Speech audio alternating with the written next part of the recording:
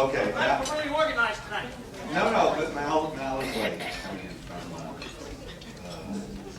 from the Catskills. Yeah? Who? Oh, he's not here. No, he's not here. So Billy. Okay. Okay. Our next performer is a young man who was a regular out at our club in Los Angeles for a while. Unfortunately for us, he's moved back to New York City to seek his fame and fortune, but I know we'll get him during pilot season. Show this joke, folks. The pilot season is when they lock the guns with the pilot. Never mind. Anyway, he's a marvelous comedian. He's adorable. You girls are going to take him home and hug him, but please wait till he finishes his show. Put your hands together and welcome Mr. Billy Burr. Here's Billy.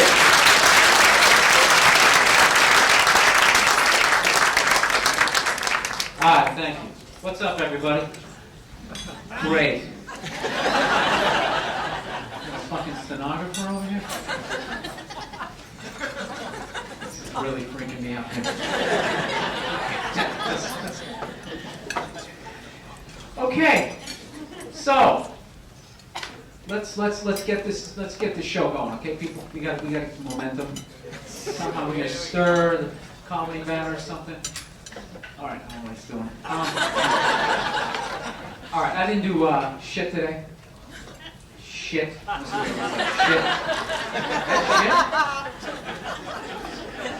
Oh, I get it. Like it's coming out of the ass. It's really disgusting.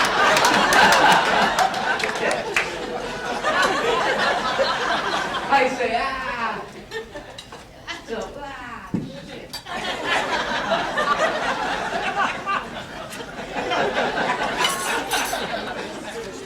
All right, it's educational and a shit joke. All right, I was watching that show MTV Cribs today. You guys ever see that show? You know, where they show the rock stars and the rappers' houses and all their stuff. Does that show make you feel like a loser? You know what I mean? I'm sitting there watching like Britney Spears. She's like 20 years old. She's like, oh my God, this is my helicopter. I had it spray painted pink to match my top today. It's so cool. I put some glitter on the part. We're gonna fly up to the house. I'm like 34, sitting on a futon, eating macaroni and cheese. Oh my God! I'm a loser! I'll never own a helicopter! You know what I love about that show? All they're doing is showing you what not to do when you get rich. Seriously, because none of those people are saving their money. Half of all they have is like one-hit albums, so should they really be buying all of that shit? 20-room house, 57 cars. It's just like, dude, don't you watch Behind the Music? Don't you see where this is going? You're going to be smoking crack in like 6 weeks. Save your money. Get an IRA, you know? No, they're idiots. They're just like, look, if you want to know how to make, like, how to keep your money, how to be rich, don't look at a rapper, don't look at a rock star. Look at a guy like Bill Gates. Bill Gates is good at being rich, man. That guy makes like $20–30 million a day. He dresses like he works in like a shoe store. That's why he's always going to be rich. He's on a budget. You know what I mean? He's not buying a bunch of flashy, look at me, I'm rich shit. You know, he's not like walking around with like an iced out laptop medallion hanging off his neck, have some fuzzy pimp hat, sitting in a hot tub with some bitches, you know, have a midget in his crew just for the fuck of it. That's the new status symbol of rich people. Midgets. No, it's true. No entourage is complete unless you have a midget. And you know what? That's good for midgets. Seriously, because historically, midgets have not gotten good jobs. No, even when they book a movie, they never get to be the lead. They always got to play like a troll or a fairy, biting on somebody's leg. It's horrible.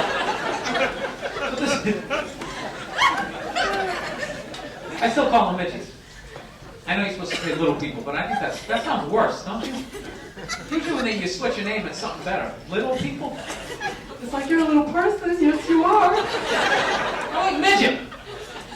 It's a good word. It's tough. It's got that itch in there. I'm a midget, you know? Plus, that's like political correctness out of control, you know? Like, there was no no reason to change midget, all right? Midget wasn't a racial slur. Midgets weren't dragged here from another country, forced to do cartwheels in a circus, okay? It's just a word. That's a table, that's a chair, and you're a midget. There's no hatred. There's no hatred, there's no... No, see, I don't know who the hell's leading midgets, okay? But they're not doing a good job. See, because what they're trying to do is they're trying to get us to stop laughing at them. But the reality is, it's like, dude, they got to get real jobs. You know what I'm saying? Because every time I see a midget, he's getting out of a car with 20 of his friends dressed as munchkins. I don't give a shit what you call yourself. I'm going to laugh at you. You got to get like a cubicle. Some sort of customer service job, you know what I'm saying? Why are you guys all acting like you never laughed at a midget? No, that's horrible. It's kind of disgusting. All right, I was watching George Bush 3 days ago. You know what I love about George? George makes me feel like I could be president too.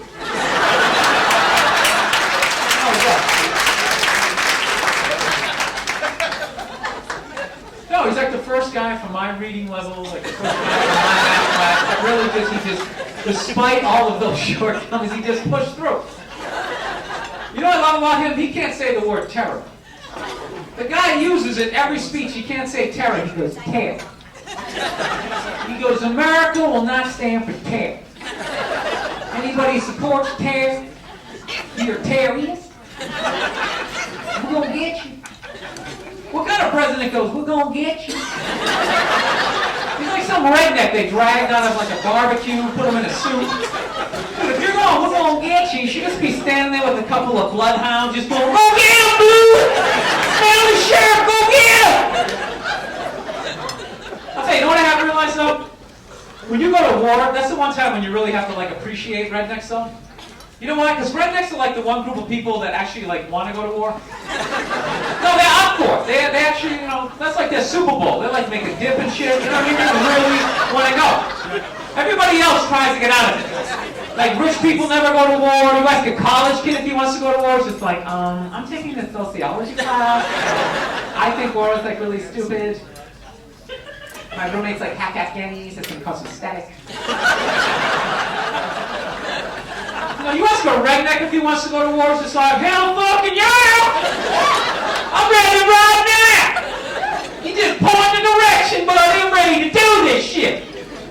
No, they're frightening people, but you gotta utilize them. No, you wanna scare the enemy, okay? And rednecks are like America's pit bulls. They should just sedate those people, drop them off in Afghanistan, just let them run wild. Just be like, dude, just go do everything you ever dreamed of doing. Just go crazy. Have one of your friends play the banjo that'll scare the shit out of you. Plus, rednecks will actually save you money, too. Because they show up to the army, you're like, here's your M16. They're like, I already got one. I got some shit in the trunk you ain't ever seen before, buddy.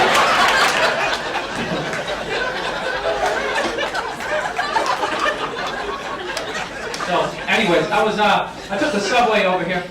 I hate taking the subway because I have a very like howdy doody kind of mug me kind of face.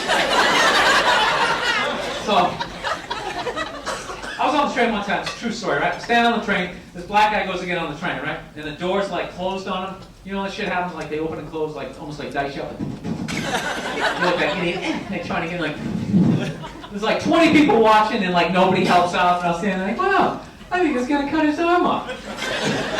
Nobody gives a shit, right? So the conductor starts giving the guy shit as he's stuck in the door. Well, come on, buddy, let's go! He's like, hold people up, let's go! So the dude just flips out. He's like, what the fuck are you yelling at me for?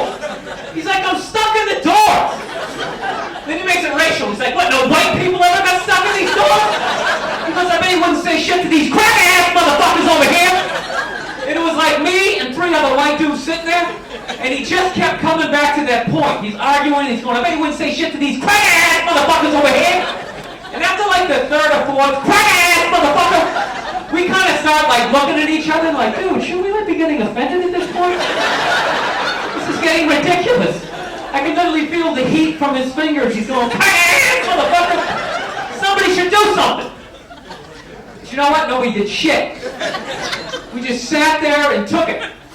That's what sucks about being white in that situation. There's no unity. There's no brothers when it comes to white people. White people, we are individuals. We do not give give a shit about each other. We're like, hey, screw him. Better him than me. As long as I get where I'm going, I don't give a shit. It's unbelievable. I got called a cracker for like 18 stops. There was like 30 other white people on the train. They didn't even look up in their papers. They just left me hanging. They didn't give a shit. Probably giving the other dude the benefit of the doubt. Like, he probably came from a rough neighborhood. You know, he's having a bad day. Even though he's calling me a cracker, it's not me per se. It's more society as a whole. I'll say, that's funny though, when someone gets racial with you and you're white, because you're not allowed to get racial back. They can just sit there going off and you fucking cracker! Fucking white boy! Like, you fucking jerk. No, you can't get racial, because the second you get racial, then they wheel that podium up, and they have like that press conference. You gotta make that apology on TV, like, I disgraced the company, I disgraced myself. I just wanted to be known there was no air conditioning on the subway, I wasn't thinking clearly. I have nothing against Mexicans. I went to Tijuana, I had a great time. You know what's funny? I was like halfway through this bit and I realized like 90% of the people in here are like white guys in suits. And that's probably like your biggest fucking nightmare, isn't it? Holy shit, that could happen to me. Alright, I'm gonna close on this even though it's gonna bomb. Anybody watch that Venus and Serena final the other night? You know, the tennis thing? You know what I love watching that? Anytime like black people do something new, white people always have to like comment on it. And no matter how hard they try to say something nice, it always comes off as like something a little fucked up. Like, you know what I realized watching that shit? It's really difficult for somebody white to say somebody black is intelligent without it coming off like, you know, like this is like something new to them. You know what I mean? Like I was listening to Dick Enberg and he's sitting there going like, Venus and Serena, they're two very bright young ladies, and you just feel the other two white commentators going like, oh dude, you're on your own. And they're like dusting off the podium. And you hear the panic in his voice. He's going, you could sit down with them and discuss a wide variety of topics. Please go to commercial. Somebody go to commercial. Okay, because they gotta be like, if you're doing a crossword puzzle, they can help you out. All right, I'm out of time. You guys are a lot of fun. Thank you very much. Back to Bud Friedman, everybody. Thank you very much. Billy Burr, ladies and gentlemen. Billy Burr.